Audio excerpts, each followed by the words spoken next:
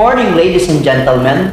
We are gathered here in Bamban National High School, our institution for Shielded Metal Arc Welding NC2. By the way, I'm Vincent Jefford A. Albangkol. I am your trainer for today. I will discuss about the CBT delivery, the CBT principles, the role of the trainer and the role of the trainee, the qualification of competency covered. Let's start our discussion. So we have here the qualifications overview. Course title, Shielded Metal Arc Welding NC2. For the nominal training duration, we have basic competencies. We have 18 hours. Common competencies, 56 hours. And 194 hours for core competencies, and a total of 268 hours. So what is CBT? Competency-based training. It is a training delivery approach that focuses on the competency developed of the learners as a result as a training. Emphasizes most on the what learner can actually do. Focuses on outcome rather than the learner process within a specified time. It is concerned with the attainment and application of the knowledge, skills, and attitude to a specified level of competency. For our course description, this course is designed to enhance the knowledge, skills, and attitude of an individual in the field of Shielded Metal Arc Welding Level 2. In accordance with the industry standards, it is covered specialized competencies such as setting up welding equipment, preparing weld materials, fitting up weld materials, welding carbon steel pipe using Smaw, and repairing welds. For the common competencies, we have apply safety practices using PPEs, interpret drawing and sketches, perform industry calculations, contribute to quality system, use hand tools, prepare weld materials, set up welding equipment, fit up weld materials, and repair welds. For the basic competencies, we have participate in workplace communication, work in a team environment, practice career professionalism, practice occupational health and safety procedures. For our core competencies, we have weld carbon steel pipe using Smaw in 6G position. For our 10 principles of CBT, we have number 1, the training is based on curriculum developed from the competency. Number 2, learning is competency-based, modular, and structured. Number 3, training delivery is an individualized and self-paced. Number 4, training is based on work that must be performed. Number 5, training materials are directly related to competency standard and the curriculum. Number 6, assessment of learners is based on the collection of evidence of work performance based on industry or organizational required standard. And number 7, training is based on the job and off-the-job components. Number 8, the system allows recognition of prior learning. Number 9, the system allows for learner to enter and exit programs at different times and levels and to receive an award for competencies attained at any point. Number 10, approved training programs are nationally accredited. The role of the trainer: serve as a team member to determine what is to be learned. Number 2, stimulate trainees' motivation. Number 3, manages learners' consultation rather than a provider of information, a facilitator of learning. Number 5, diagnose and solves learning problems. And number 6, evaluates students' achievements. The role of a trainee. Trainees may select what they want to learn and when they want to learn it within a reason. Number 2, trainees learn at their own rate within program guidelines. They may speed up, slow down, stop, or even repeat a task. Number 3, trainees learn according to their interests, needs, and abilities. Trainees may request to receive credit to what they already know. This is done either through pre-testing or through the review of a task this completed. That's all. Thank you.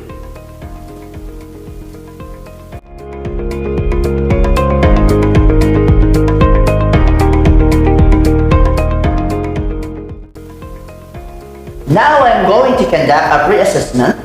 The purpose of this pre-assessment test is to determine the learning style, prior learning, and training needs. I will give you this data gathering tool. Please get one and pass. This will give me an idea about your background. I will give you the self-assessment check. Get one and pass. These tools will help us determine what evidence is available, where the gaps exist, including the readiness for the assessment. I will conduct the pre-test to determine your prior knowledge about this qualification. You have 30 minutes to answer the test. Okay, time's up. Pass your paper. Thank you.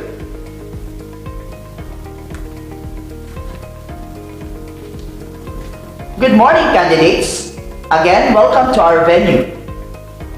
Welcome to Bamban National High School Training Center. Sir Paul Garcia, according to your pre-assessment, you are a kinesthetic learner and you have checked all the competency for self-assessment guide. As a result, your pre-test is high and you have work experience as a quality assurance officer sa isang engineering firm. Okay. With this, kindly submit your certificate of employment to validate your prior knowledge. Hello, good morning, HR Department. Ma'am, i-confirm ko lang po kung employment record ni Mr. Paul Garcia sa inyong company. Okay, thank you, sir. Salamat po.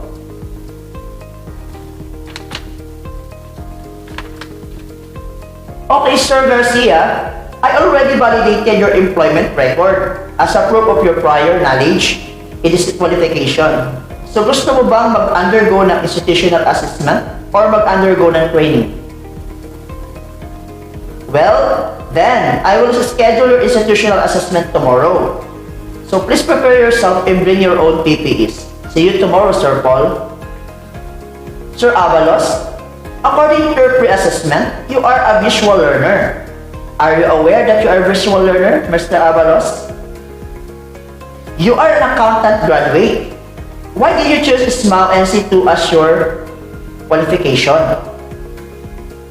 Okay, so good decision. So our school will provide you a necessary training to become an effective welder. As of now, proceed ka muna sa learning resource area namin. To read CBLM module title, Weld Carbon Steel Pipe using Smaw and 6G position. After reading the information sheets, answer self-check questions. You can compare your answers to an answer key to check if it's correct.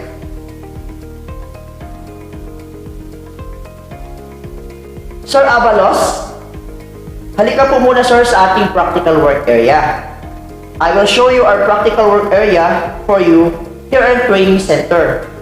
We value the safety of our clients. That's why you are needed to wear your PPEs for safety precaution. Please wear your personal protective equipment. It will help you to become safe in performing your tasks. I will demonstrate to you on how to weld carbon steel pipe using Smaw in 6G position. So after I demonstrate, ikaw naman ang gagawa. So I will demonstrate it first.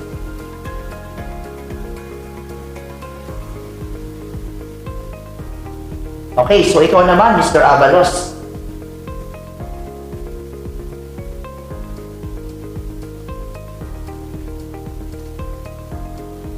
Okay, so thank you. Time's up. Based on your performance, I think you are now ready to perform in an actual demonstration for the institutional assessment. You have satisfactorily performed the task in accordance with the performance criteria checklist. You may now take the institutional assessment. I will explain to you the method of evidence to be gathered from which there is written test. To test your knowledge, demonstration is the method used with the performance of the skills be assessed, and oral questioning to verify evidence which are not clearly demonstrated during the performance test. I will give this written test, 30 items test. You will answer it in 30 minutes. Okay, time's up. You will demonstrate weld carbon steel pipe in 60 position. Before that, I provide a copy of a specific instruction. Read it carefully. Handa ka na ba, Sir Abalos? Well, if you are ready, you will finish it in 3 hours. Time start now.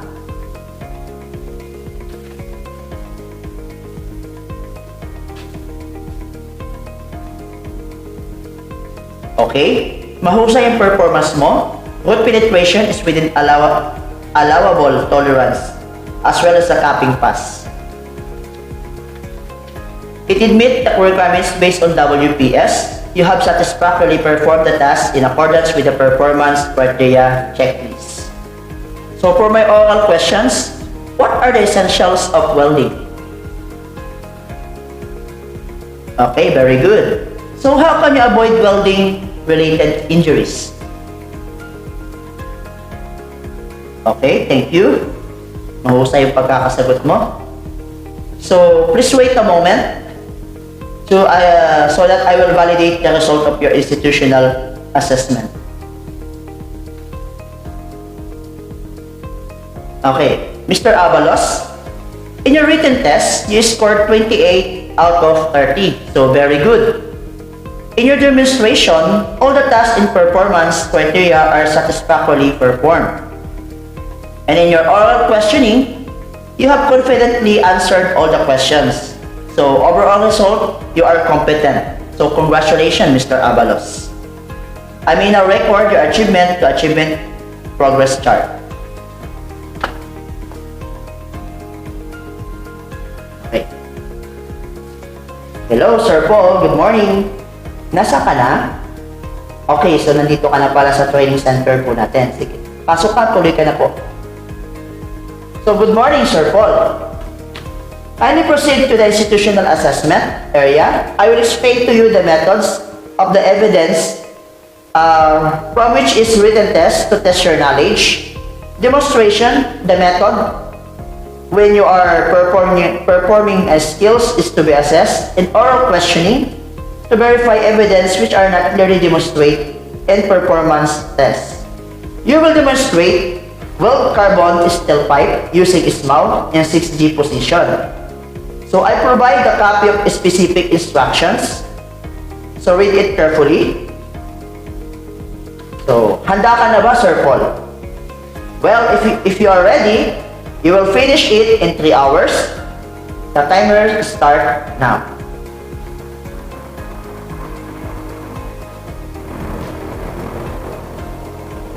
Okay, time's up, Sir Paul.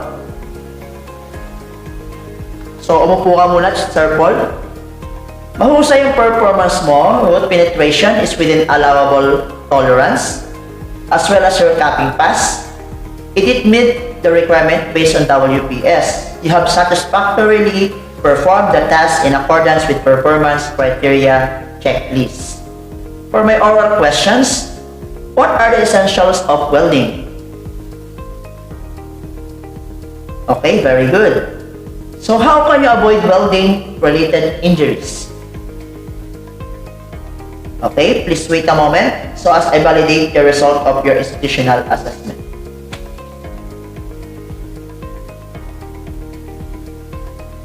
Sir Paul, in your written test, you scored 28 out of 30, so very good. In your demonstration, all the tasks in the performance criteria are satisfactorily performed. And in your oral questioning, you have confidentially answered all the questions. Your overall result is competent. Congratulations, Sir Paul. I may now record your achievement to achievement progress charts.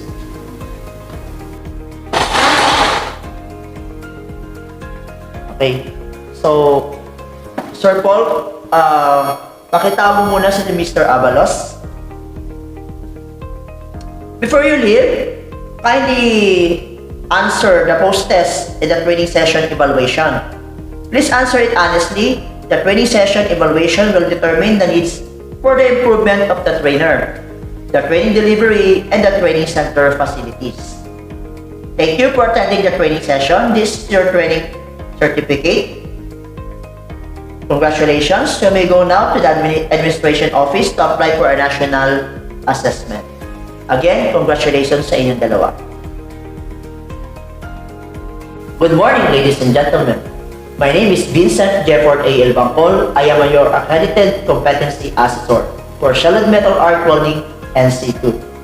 I would like to acknowledge the presence of Ma'am Tessa Apostol, our processing officer, our assessment center manager, Sir Eugene Peñaranda, and Sir John Albior, our TESDA representative for provincial office. Good morning, ma'am. Good morning, sir.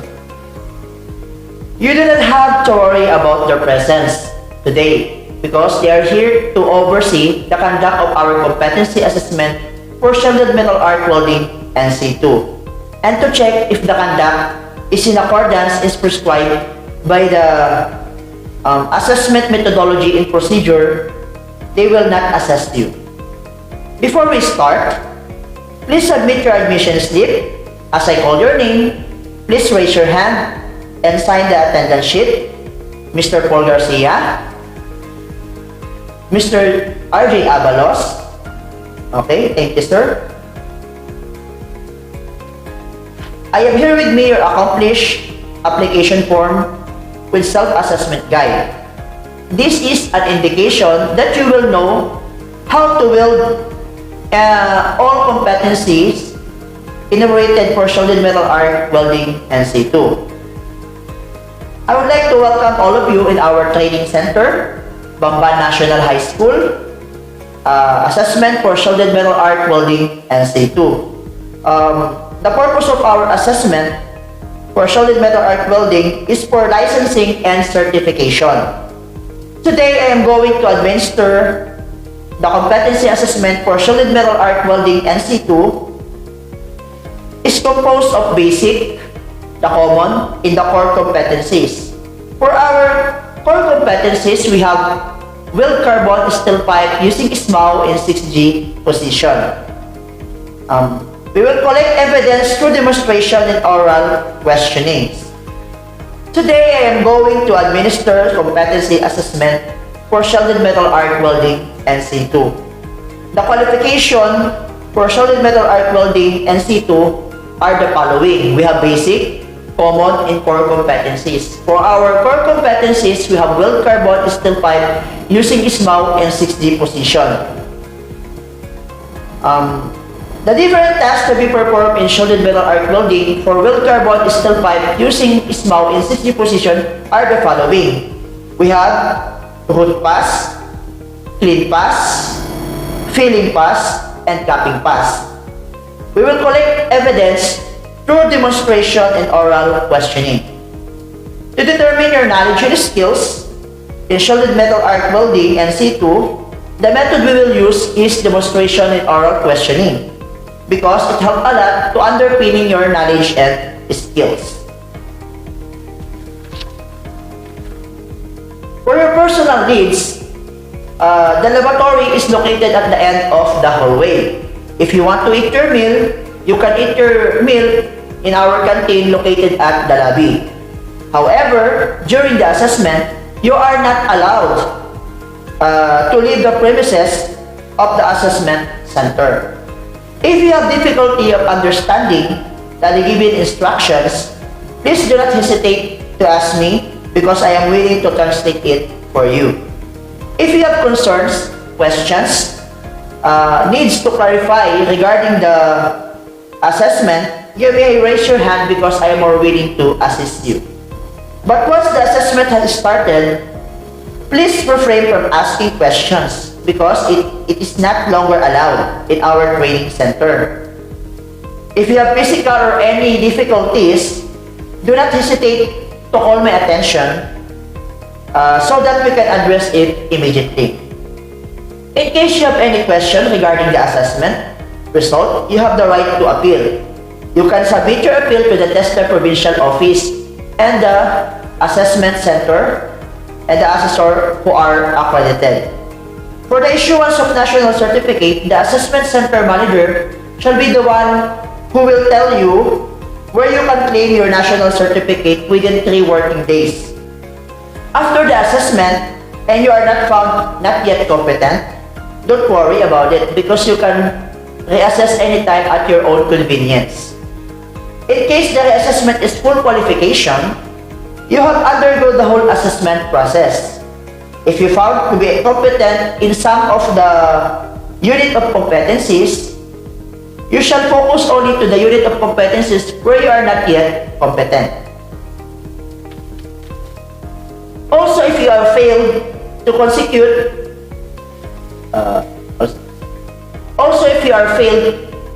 two consecutive assessment, you will be advised to undergo refresher course before applying another reassessment. So during the actual assessment, please observe safety protocol. Perform the different tasks.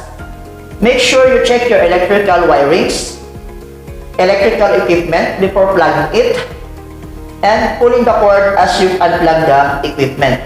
Observe proper use of grinding disc and the cutting disc. In case of accident happen, please call my attention so that we can provide first aid immediately. With regards to the result of your assessment, we observe strict confidentiality. This is to ensure your integrity.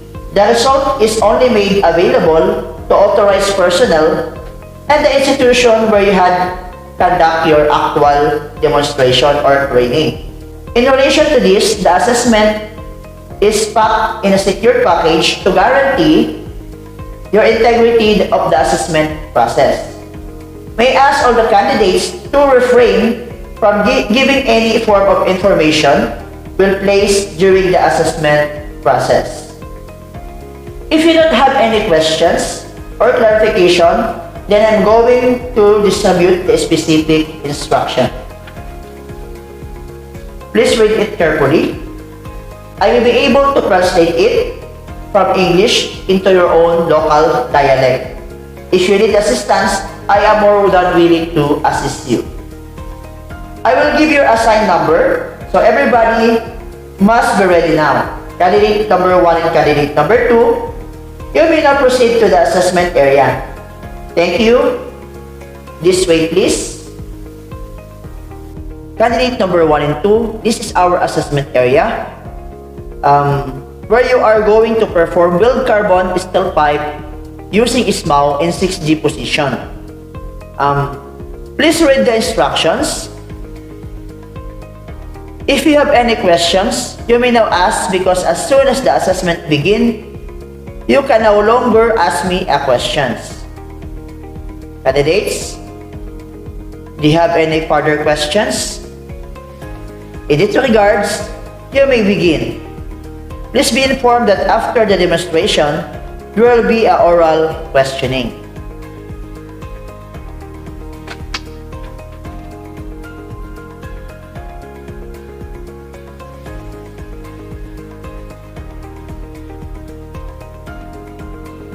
Okay, time's up. Candidate number 2, please proceed to the learning area. I will call you later. Please sit down. Candidate number 1, how do you feel about the assessment? Okay, so for my questions, What are the essentials of welding? Okay, thank you. So my observation inside your opinion, you are competent to perform the different skills in shielded metal arc welding and C2. However, I have noticed that you did not hit some of the final capping, but still, it's okay. Furthermore, you are not confident answering the questions during the oral questioning. Nevertheless, you are be able to answer all the questions correctly, and the result of the written test should that you are knowledgeable enough about shielded metal arc welding and C2. In this manner, I would like to congratulate you for a job well done. You are satisfactorily performed the task in accordance with the standard requirement of the qualification. For this, please sign the Competency Assessment Result Summary. Please sign in. For the issuance of National Certificate, the Assessment Center Manager shall inform you where you can claim your National Certificate after 3 working days. In this regards, I would like to say congratulations. You may now call candidate number 2 here in assessment area. Thank you, sir. Candidate number 2, please sit down. How do you feel about the assessment? Okay, so kinakabahan ka. So you feel nervous? So really, so with that manner, what you will do to overcome your fears? Okay, so you will try your very best. So what did you learn from this session? Okay, very good. Actually, you are good. However, your written exam is not much as high based on your criteria. Based on the result of my observation during demonstration, the outcome of the assessment is that you are not yet competent. However, you can be reassessed anytime at your own convenience. If you have a doubt regarding the assessment result, you have the right to appeal. You can submit your appeal to the TESDA provincial office, where the assessment center and the assessor are accredited. Would you please sign the competency assessment result summary? Okay. So, thank you very much.